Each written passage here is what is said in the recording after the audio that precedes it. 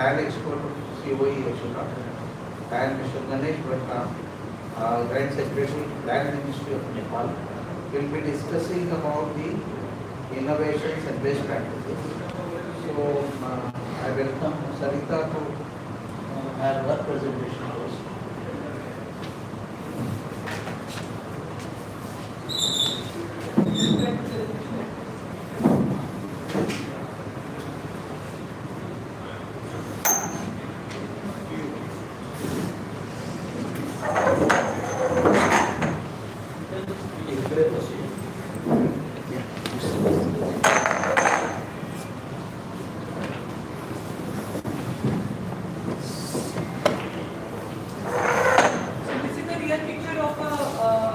Record of right in Maharashtra.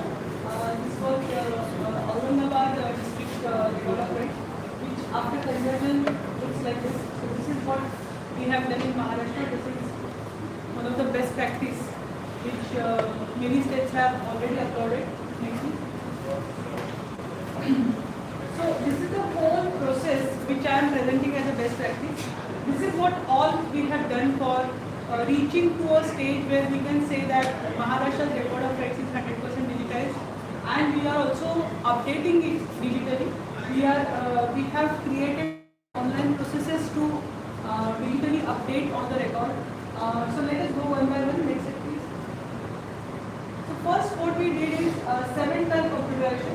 So record of rights has actually form number 1 to 21, which are village level forms, where form number 1 is the information of all land still 21 number form, and the form number 7 is basically information of the record of rights of a landholder, and form number 12 is information of the seasonal crops sown in that land. So 7-12 is forms the record of right of for the state of Maharashtra. So we started the computerization of 7-12 in since 2002. Why I am telling that this is the best practice is because of this, that we have continuously used the edit and re-edit facility which was created in the softwares to continuously update and make sure that the record matches with the manual record, and unless and until there are declarations given by various level of officers to prove that now the record of right is exactly as it was written on the manual record, then only we officially uploaded it and said that this 7-12 or this record of right is now computerized. So this was the first best practice. Next please. The second one is, so after we created a huge database of over 2.62 crore record of rights in the state, after that we started working on the mutation processes. So the mutation happens by 3 ways. 75% of the mutations that happen in the state of Maharashtra are by application. You apply for putting a charge, removing a loan charge, or airship registration, or such kind of things. For that we have created a portal called e-Hakka. Hakka means you are right.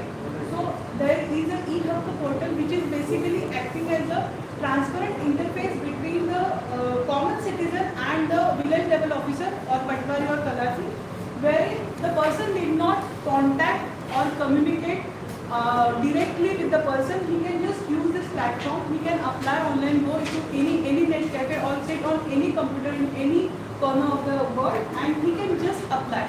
There are various mutation templates, mutation application templates which we have provided. He has to fill in all the information. The information is again readily available on our own website. So if you are a person who is not having any information about the particular information about land, but you just know that there is a village called XYZ in a district, only by that and by surname you can search for your land, you can get all the details, and accordingly you can apply on the platform. So this is the platform. It is a 100% transparent platform. Why I am saying this is, whenever you are applying, the whole process flow is informed to you via SMSs. Whenever there is an application which is received by the patwari, you get an SMS. Whenever that application has some kind of query, it is on the portal, but you get an SMS that there is a query, please go and resolve that query. If you have not uploaded any affidavit related to it or anything which is the requirement of the talati, he cannot call you or he cannot communicate with you without this portal. He has to update it on the portal that problem which I feel because of which I cannot accept your mutation application, please comply to that. Then once you comply, whenever there is a mutation number allocated, you get an SMS that such and such mutation number is allocated to this. Now you can track the mutation. So this is the second best practice which I would like to present. Third one, please. Next. Yeah. So this is the second way of getting a mutation done is by way of registrable. Whenever there is a transaction, either a gift deed or a rights release deed or any kind of transaction, then you go to registrar's office and you register a deed wherein you are transacting. Now in Maharashtra we have I-Sarita, which is basically taking care of the registration process. We have integrated I-Sarita with our mutation model, that is e-Fairfar, for understanding how for creating an auto-triggered mechanism. Whenever there is a deed registered, at the moment after the moment the registration is complete, auto-triggered template is sent to the e-mutation process, wherein the seller, the buyer, these details, what area, what acreage he is selling, whose name was there and whose name should come. All these details are in the templatized form sent from I-Sarita model to the e-mutation model, that is e-Fairfar, and an auto-triggered number is also allocated to that mutation, so that Talaki or the Patwari cannot overtake that number. Unless and until he decides on that mutation, he cannot go. So for that we have applied the FIFO principle, first in first out principle also. So whenever there are say 10 mutations coming to him and he is by some way interested in doing the 10th mutation, he has to complete first 9 mutations and then only he can go for the 10th mutation. So this is what we have done.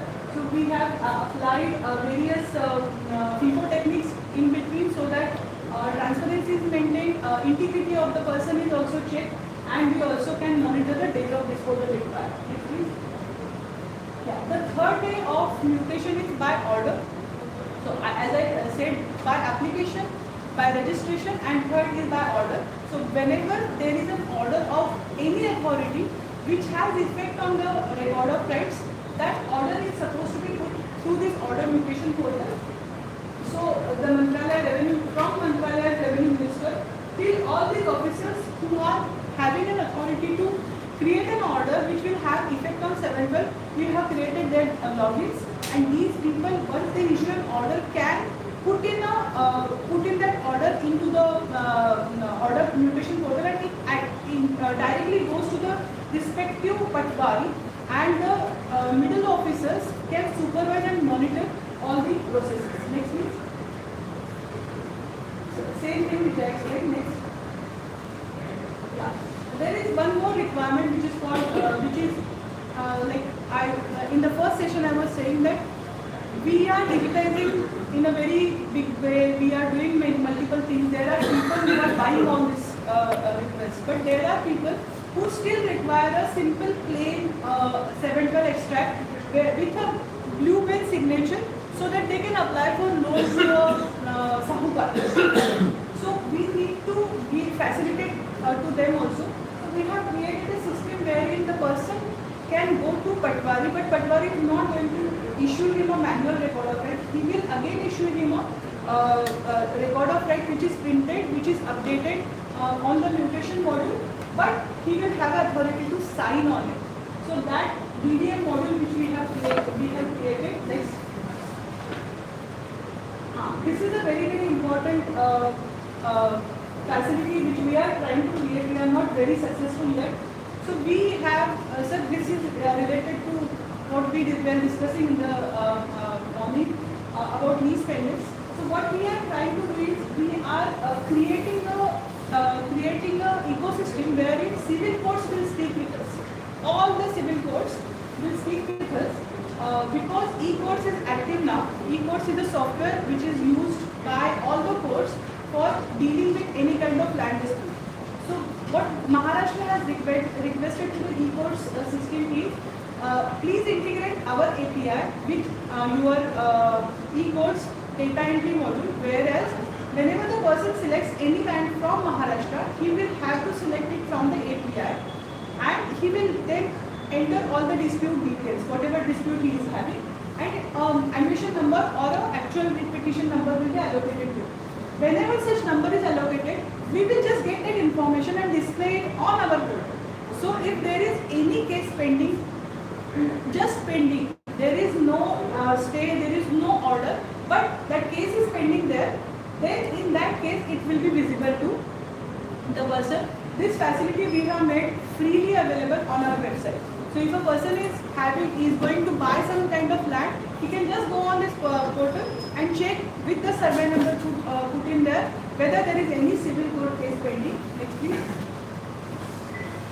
Yeah, this is the land dashboard which we have created basically for the purpose of supervision, regulation, monitoring at higher levels. So we have over 18,000 patwaris and more than 3,000 circle officers who are currently using the mutation model. So we need to understand whether they are working properly or not. When they are working on a software, the most biggest advantage of any software installation is MIS. You can monitor it using various statistical data and alerts. So we have created land dashboard using that, and this dashboard is basically helping to critically supervise everything. For example, if a district collector is there, he has around 400 talatis under him. So now he can check what is the number of days of disposal of each talati. He can find highest 5 people who are having the most number of, like there is the highest number of pendency with these people and lowest number of pendency. He can reward also and he can penalize also. So this is the land dashboard facility which we have created. Next please. Yeah, this is the effect of all the things which we have done in 2019. Around 135 days, 88 days. These are our divisions: Pune, Nagpur, Nashik, Sambhajinagar, Konkar, and Amravati. These are the average days of disposal required for every talati to dispose a mutation. In 2023, the number has come to say 25, 23, 19, 23, around 50 to 60 days for each mutation which were required on an average are now less. As of now, this is the 2023 figure. In 2025, whole Maharashtra is under 20 days for any kind of mutation disposal. Next please. Next. So ULP is again a very good concept, but we actually tweaked it a little. So you all might know that unique land parcel identification number is Government of India's prerogative, and it basically says that it should be a geo-reference based number, 14-digit alphanumeric number, which will basically show the borders of the land, and it will help person identify it uniquely all over the country. Next please. We found some problems. None of the states can, as of now, say that all their land parcels are geo-reference, because lowest land parcel is happening every day. Even at this moment, there are multiple amalgamations and divisions happening in multiple lands.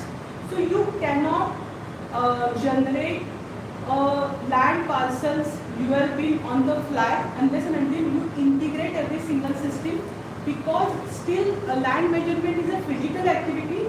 We decided to have an 11-digit number like ULP, which will help us to solve multiple issues related to indexing. So we came up with a solution. The state has decided to give an 11-digit purely numeric randomly generated number. This has removed uneven, unreliable and indexing system of land parcels. This has helped us to share the APIs, create uniformity in the record, remove the discrepancies. So we could get all the benefits, but we have not yet linked it with the geo-referencing. Yes, please. Yeah. So this is one last practice which I will explain. So this is the API sharing portal which we have created. This currently is used only for government and local body entities, wherein we have created an interface where the parameters available with us are displayed, and on the basis of the requirement, any of the government entity or any of the entity which is related to government can apply through these portals for any kind of API, and then we vouch for sending that API within a period of 7 days. Next please. Yeah. So ULP is again a very good concept, but we actually tweaked it a little. So this is the API sharing portal which we have created. This currently is used only for government and local body entities, wherein we have created an interface where the parameters available with us are displayed, and on the basis of the requirement, any of the government entity or any of the entity which is related to government can apply through these portals for any kind of API, and then we vouch for sending that API within a period of 7 days. Next please. Thank you. Thanks a lot. Thank you, Sarita. Now I request Ganesh sir to share his thoughts about best practices in Nepal. Okay. You see here or Yes.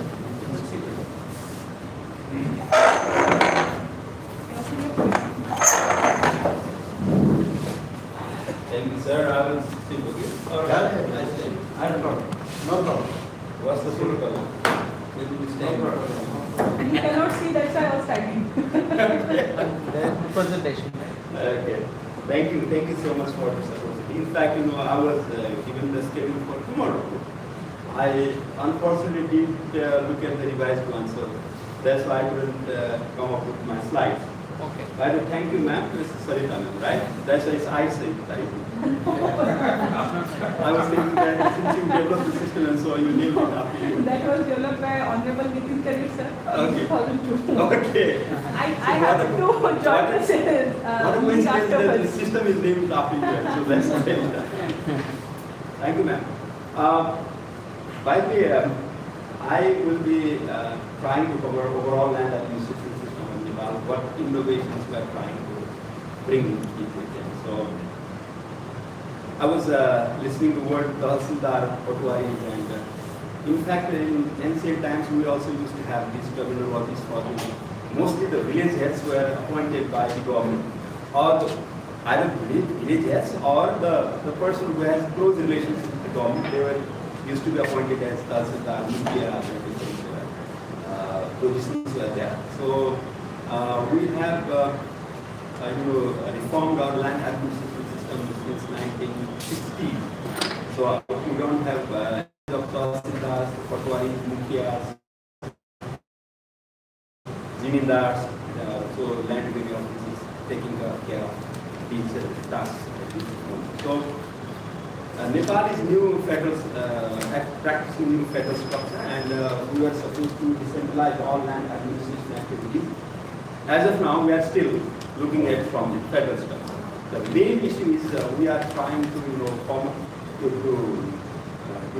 to develop a system in such a way that we can have the integrated system in the center, so that all the municipalities can work based on those systems. So that's how we are currently working on that. So in Nepal, nearly 27% of our land mass is 1 area. So rest 73% we cannot imagine of any settlement areas over there. So either mountains, hills, or the forest. So if you consider that 27% of arable land mass as a universal set, we have already covered 75% of it as formal land administration. I mean, all the land parcels having legal evidences are already surveyed, and they will have their titles. So the rest of the 25% are informal settlements. So currently, we also have the estimates of nearly the population is only 30 million. So you shouldn't compare with Indian perspective. With Nepal perspective, we have only 30 million population, and our estimate is that nearly 300,000 households should be around, landless, even though they are occupying certain piece of land somewhere in the country, but they do not have this formal time. So recently, the government has formed land commission. Not recently under question, because some court cases are there, but there is a constitutional mandate that the government should abolish landlessness from the country. That is why land commission is formed. So the land commission is collecting the records of informal settlers as well as the landscape. The idea is to provide certain area of land to the landless people free of charge. Maybe 130 square meter for residential property, and nearly 350 square meter plus, or depending upon the geographical region, so for agriculture purpose. So that's how the government will allocate free of charge, charge land to the landless people. And if everything goes well, we were expecting that the commission will complete this task in 3 years. But always there are some political disturbances, and so you get disturbed in doing so. So And also, our estimate is that additional nearly 1 million households should be in information units, and we wish to formalize all those information. Unless they fall under certain negative list categories, if they shouldn't be in forest, they shouldn't be in disaster-prone areas, and so if everything goes well, so in 3 years or in 5 years, we wish to abolish landlessness as well as informality. That's how we are working. And the rest of the 75% of the settlement area, so we have nearly 35 million parcels from the country. So all of them have the cadastral maps and also all the records, landowners records. So we have two different systems. One is for spatial component, map component, and the other is non-spatial component, attribute. So since I already mentioned that we have two different offices in the district level working together parallelly. So under the Ministry of Land, we have two departments: Department of Survey, Department Land Management and Archive. So Survey Department carries out cadastral survey and it carries out all the first registration. So it creates the land records, it registers for the first time, then hands over the non-spatial part to the land revenue office. So with the technical support from survey offices, so the land revenue office will carry out the land administration day-to-day secondary registration works. And so in order to accomplish that task, maybe since a decade, we are massively digitalizing our system. So we have named Nepal Land Information System that is covering the spatial component, and the other one is Land Record Information Management System, LRMS, that's looking after the non-spatial component. So they do not talk to each other. They are working on silence. And so currently we are trying to harmonize the data so that both the system can talk to each other. So we are in dilemma whether we have to create, because we have invested quite a lot. And so we are in dilemma whether we should create a new system or we should improve both the systems so that they can communicate with each other. So currently we are doing the study. So once the system, we come up with certain, at least we want that both the system work together, then only we will be able to delegate the regular land administration authorities to the local government, the responsible to the local government. That's how we are working. The main challenge with this digitalization is that we do have cadastral maps, some that was prepared 50 years ago, all paper-based. So every 2 years you have to copy the map. So you have to trace out the map. So while you are tracing the cadastral map, you never know that you are tracing the right things. You might have induced some errors. Geographic, the cartographic error.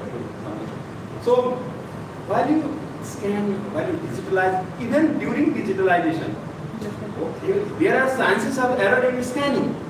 While you scan the paper map, the plastic sheets, map with the plastic sheets, who knows there are certain expansion over due to the heat while you are scanning. Then while digitalizing, still you have there are many chances of error while you digitalize on screen. So based on those data, we have to run the land analysis. So now the challenge we are facing is to preserve the accuracy. So now with the increasing value of land, so every square inch of land is the concern of local, general landowners. So this is a challenge to meet the expectation of people, and so there are many, the cases of disputes based with this sort of land records. And so very recently, not very recently, but since a decade, we also have started to acquire new data with, using total station. So those total station data, we are trying to bring data as accurate as possible. And so we believe that once we will be able to, I don't know how many years will it take, because we do not have the huge investment in this sector. We have some regular business, so we may need huge investment to carry out this sort of data acquisition for new data, and so that's how we are working. And maybe we have a responsibility to accomplish that this system works together in 2 years, and also online payment and those kind of things will also be embedded in the system. So both the systems are being developed, and you just imagine the picture that Madam already presented. You just look at Nepal there. This kind of system is under, but these are two separate systems with newer facility. So regarding other things, we as I already mentioned that we are trying to working hard to establish land establishment for country, and also we have. I say normally that we have some good surprising success stories for enhancing women's access. So yesterday I was listening from one of my colleagues that was mentioning we have nearly 22 or 23% of women household in the country. But regarding the ownership, nearly is already is 40%. Landowners are proud. There are certain tools we have to use. Number one, if you are allocated certain land under the land farm program of the government, then you need to have joint land, husband and wife, both will have. So my property can be registered in my wife's name with less than $1. So only 100 Nepali. This is 60 Indian. 60 Indian. So with 60 Indian rupees, the land that is registered in my name can be registered in my wife's name. That's all. And also there will be up to 40% of holding registration fee. So I'll be happy to, if I have to buy land, so I'll be happy to register in my wife's name because I'll get 40% of 25 to 40% of holding in the registration fee. And by constitution, if once get married, so the woman will be the shareholder of 50% of the property of her husband, her family. So that is how in recent years we are having very good dramatic success in this area of enhancing women's access to land, and we are assuming that once this landlessness and this informality is abolished, then at least the share of women's ownership will be around 50%, because all nearly 1 million parcels are being allocated in joint ownership. So we are only 6.5 million households in the country. So if you are issuing 1 million more joint ownership, then it will the share of women's ownership may increase in more than 50%. And recently we are also, as I mentioned earlier, we are working on improving the valuation. We have ad hoc system of valuation for minimum valuation for registration purpose. So we will have certain category. The land that is adjoining to the blacktop road will have this much value. Beyond that road, this will have this much value. But now we are trying to make it a GIS-based valuation system so that we can reach out to closer to the market value of the land. So that's how we are working currently. So this is what I want to say. So we are trying to, we feel that with the traditional technology, we have good coverage of cadastre. Almost all the cadastral parcels are already registered. Everyone has their titles. But technologically, we have to work very much hard. That's what I'm going to say. Just one question, just for clarification. You said that you have two wings, cadastre, maintaining cadastre. Yeah. So what cadastre is equivalent to a record of right? They record ownership also, or they just create maps? They first registration, everything they do. They record the rights as well as the land And what cover. other department does? So they just the second transfer of ownership. They will Same thing. Our registrar and The record survey of rights. department does survey and settlement, and they hand it over to the record of rights, so revenue wing, and then they take care of it. Yeah. It is for both agricultural land as well as Everything. urban area. Everything. So we don't have different cadastre for urban And what areas. about registration, deed registration, who does that? Revenue. As I said, so initially the survey department will do that, but later on once we hand over those first record from first registration, so then department revenue will do that. But they also maintain the register. Parcel wise register, the registration That's where survey will produce it and hand over it. hand over. Yeah. So when they register, Update. they keep on updating. Yeah. That is the difference. Because in our deed registration, we never make another register. We But have many a departments in Europe also, they make register. So we have mutation register. You have mutation register with the cadastral department, Yes. not with the registrar. No, we have it with the revenue department. I know that, but not with the person who is registering the transaction. We don't What he create is an saying index. is that once the registrar registers the transaction, he also enters in a register. So that registration department also has the register. Yes.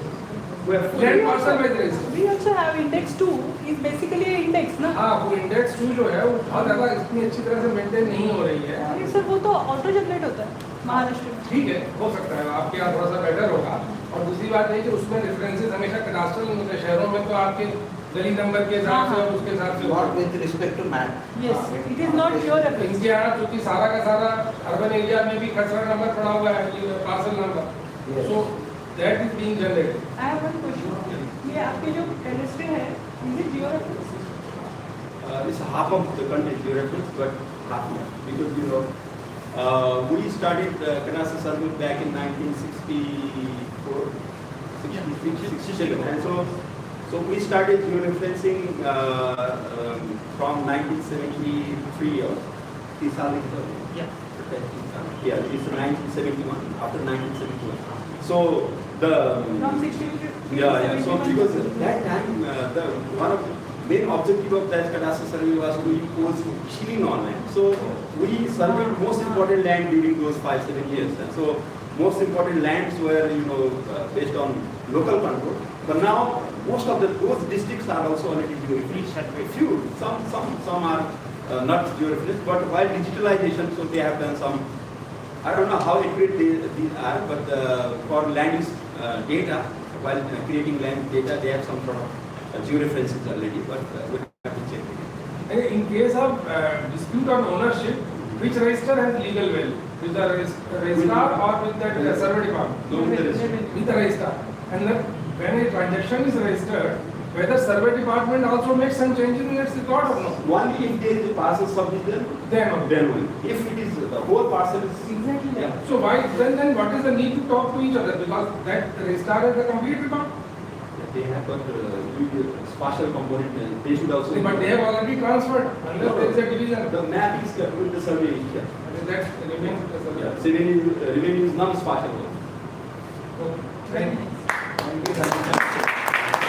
Sorry, I didn't have slide other. And that was, you explained it very well. Excellent present. Thank you very much. Now I request Girish Rao sir to have presentation on glossary of revenue terms and ratio.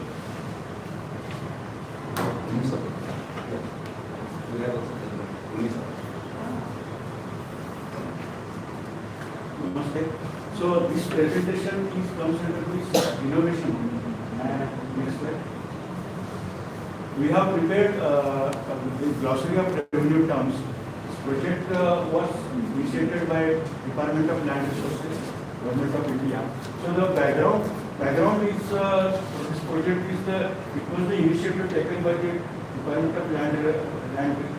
of Land Resources, and the basic motive or the basic purpose behind this was to standardize the diverse technology used in the land administration. As we have got some 38 states and UTs, so there is a very much difference in the land record terminologies all over India.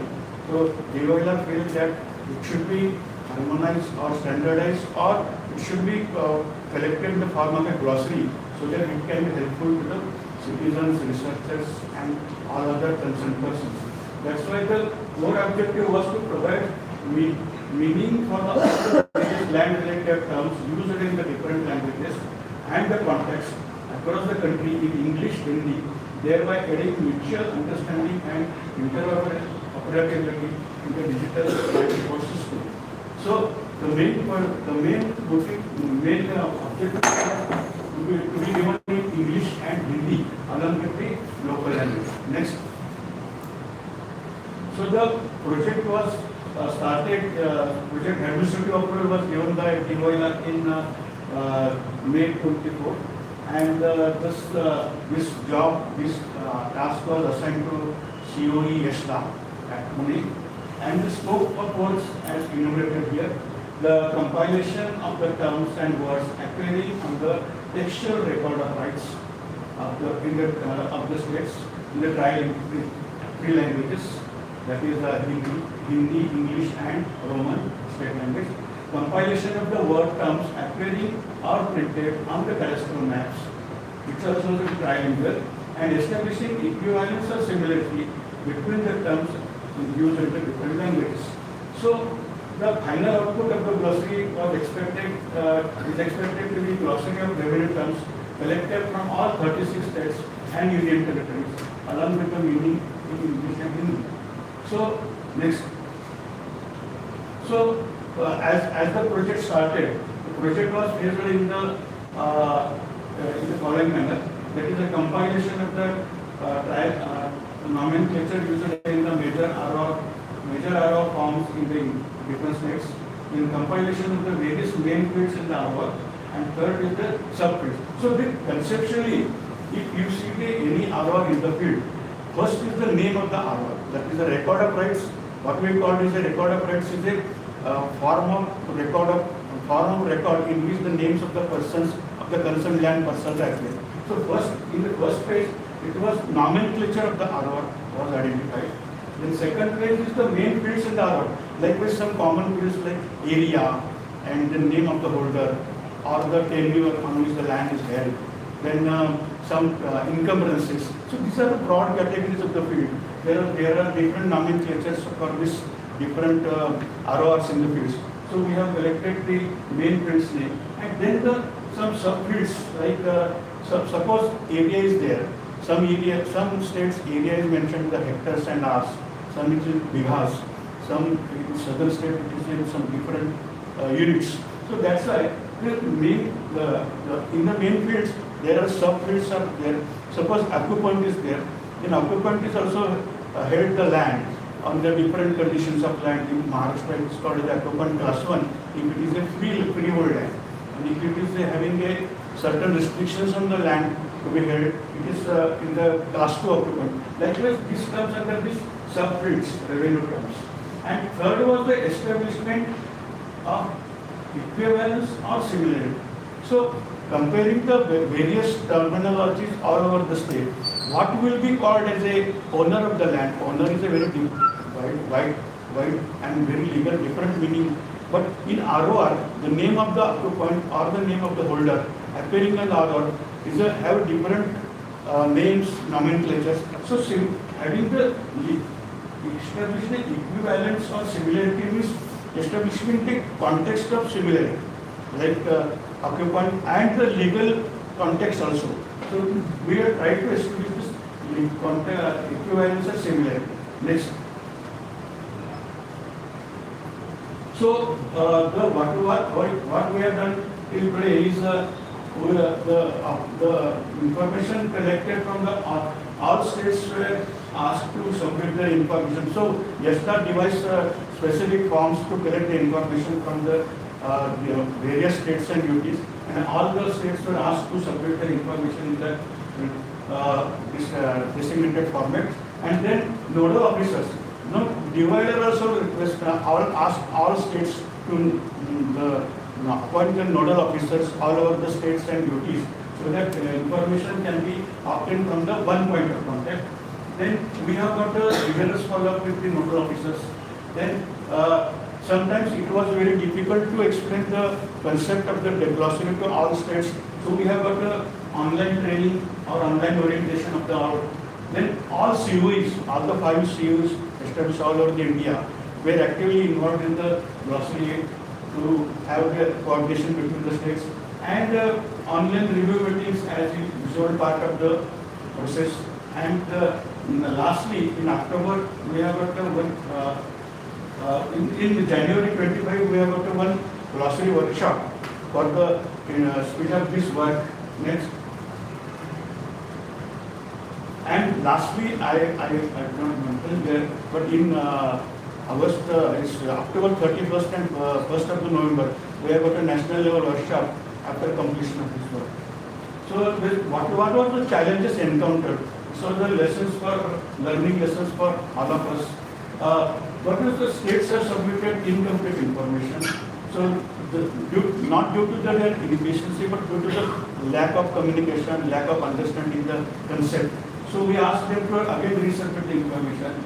Then we asked them to submit the information in the Excel or in the Word format, but some have sent directly the scanned pages, for which the text extraction was very difficult. Then sending some data which was blurred images, and some officers were non-responsive, and we also asked them, okay, whenever you give some information, try to give some legal reference. Like suppose you have given name of the owner or name of the holder. So what will be your legal basis for that concerned land revenue code in the state or any land revenue legislation in that particular state? That we requested them to quote there in the definition also. But somehow some states have quoted, some states have unable to quote that definition. And next.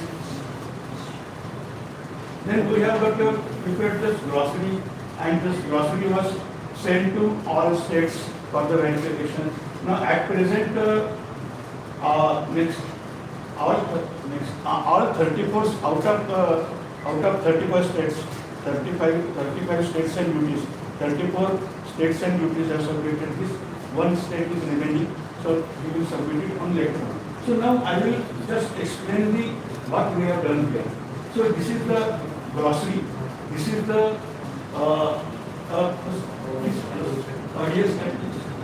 so this is the ROR, our record of right, which is from Andhra Pradesh. It is in the Telugu script, and here we have all this information is in the local language. So person like me from Maharashtra, I cannot able to interpret this ROR. So the government of India wants to, you must know this thing. So that's why we started this project. Next one. So what we have done, we have just take out that format in the as it is there, and then we have given the field names for the each which corresponding to that original award. Then we have written here first in the vernacular text or the Telugu language, then its translation in Hindi as a noun. Here it is our first, our name is form number 1B.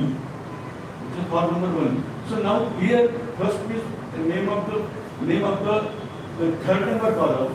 Over here is the name of the person.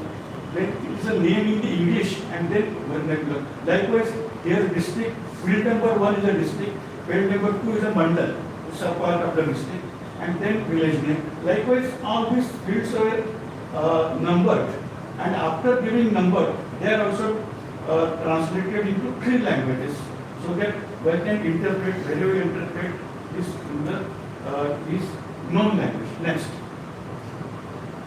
So now after preparing the glossary, the first part was the only ROR preparation of trilingual ROR. Then we have prepared one statement here corresponding to that numbering which was given earlier in the ROR.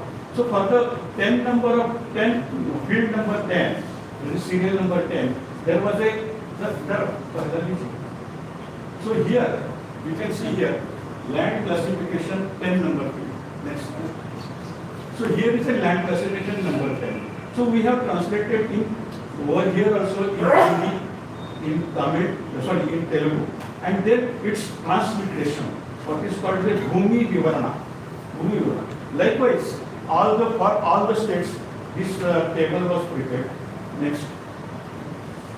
Then the third part was the explaining the term. What was nomenclature? What does it mean? Here we are for the 10 number field. Here is the land classification means classification of the land, whether land is dry or wet, whether land is irrigated or non-irrigated or irrigated. Likewise, this all explanations were given in Hindi and English. The English being the original altogether and Hindi being our national language. Next one. So now I will just show you how the diversity is there in the record of rights. So the name of the RO, name of the record of right in which we maintain this land records of the names of the concerned person. Here are the different names and a number of different fields over here. Suppose in Andhra Pradesh there are 17 fields in the RO. The text is in Telugu. In Bihar it is called as a Jamabandi. It is about 13 fields. And in Assam it is in Assamese Bengali text. Then it is called as Jamabandi. And in Bihar it is called as Khatiyam. And in 15 fields it is in Hindi. And likewise in Himachal Pradesh it is called as a Misal Haikya. It is 23 fields and in Hindi. Next. So likewise here the states are there. In our Maharashtra it is called as a Kamya Satwara, having 14 fields. It is in Marathi text. Next. Then it is there all Telangana, Tripura, Uttar Pradesh, Andaman, Chandigarh, Dadra Nagar Haveli. Next. And last is the Pondicherry. In Pondicherry there are some of the odd, say about 3 ROs are there. One for the urban land, one for the agricultural land. So there is a difference. In Kashmir it is in Urdu, having 18 fields. It is called the Misal-e-Hikmat or Jamali. So in this way, this glossary is prepared, and this is some statistical analysis. And we have also pointed out this language diversity of the RORs. Suppose in English, there are 4 languages ROR is maintained: Meghalaya, Mizoram, majority in the northeast states and Andaman Nicobar. This English. In Hindi, there are 10 states, Bihar, Chhattisgarh, etc. In Bengali, 3 states. In Malayalam, 2 states, Kerala, Lakshadweep. Next. So these are the statistical workouts to show the how the records are maintained all over the India in this diversity. So now the question is what to do with this data. So to find out the similarity or equivalence. So there was a question before us, what to do. So after knowing all these things and all the legal meanings of the terms all over the India, we learned that there will be very difficult to equivalent the term. The term called as a owner occupant in the Maharashtra and term called as a pattedar in Bihar or any Assam does not have any equivalence legally. So we tried to group these things, group the terms concerned with this area. So the slide shows the concept of equivalence versus similarity. So due to diversity and historical reasons, it was very difficult. So we have tried to grouping the things. Next one. So why equivalence was difficult? This slide explains. There were different rulers were there, like British, French, Dutch, Portuguese. Then different legal procedures are there. Legacy record is there. Some social reasons and some erstwhile states have granted the lands to the different owners on the different conditions. That's why this equivalence was similarity. Equivalence was difficult. So we started to have the grouping of the things. Next one.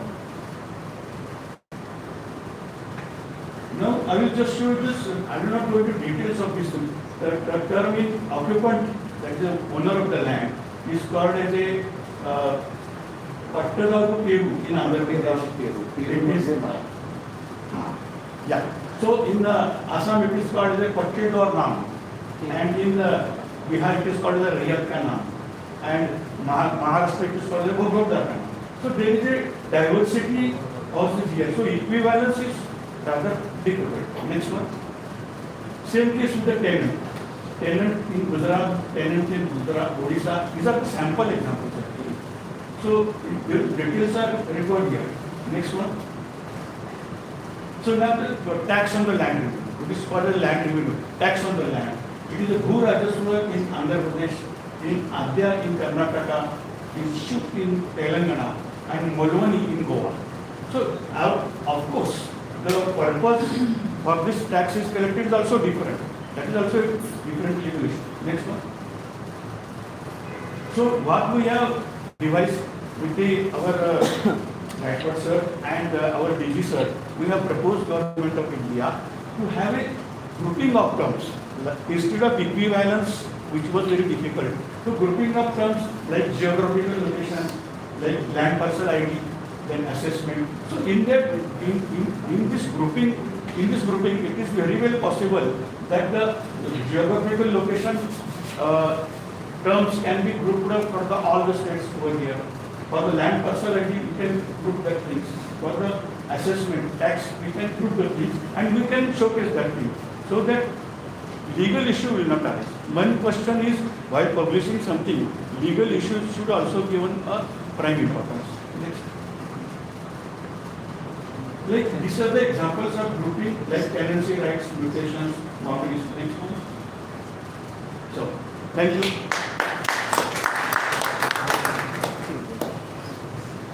Any questions?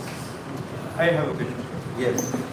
So this is about the glossary that you are working on. I have worked with glossary with the ROR of Odisha, and what I've seen is that people, like, if something is not captured in the fields, right, people write in special comments, right? Right. So with this new ROR glossary coming in, will it require again people to use the special comments, or that will also be taken care of? NIC, while developing the software, they have kept certain fields as open. Okay. And other rights column is kept open. They say you up to 200 words you can write anything there. That is not a part of the operating system itself. That is why there is still variation left. Thank you. Any more questions?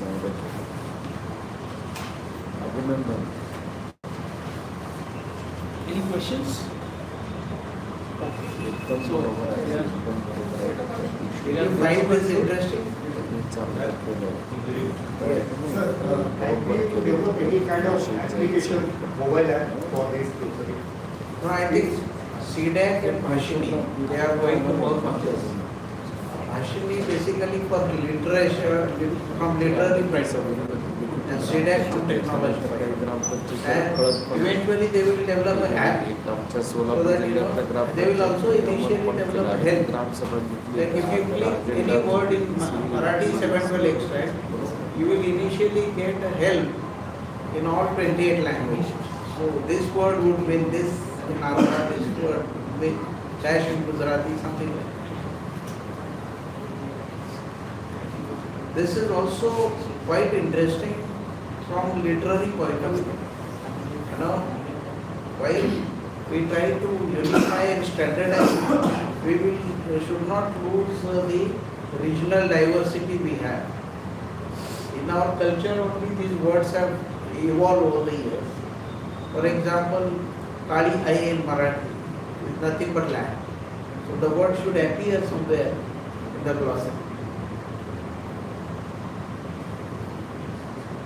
Okay. After closing remarks by Shekhar Gaikwad sir, we are going to conclude the session. I request everyone to have a group photo. Yeah. The panel. Sir, please join. Yes. Please come. सगळे यायचं का? Then,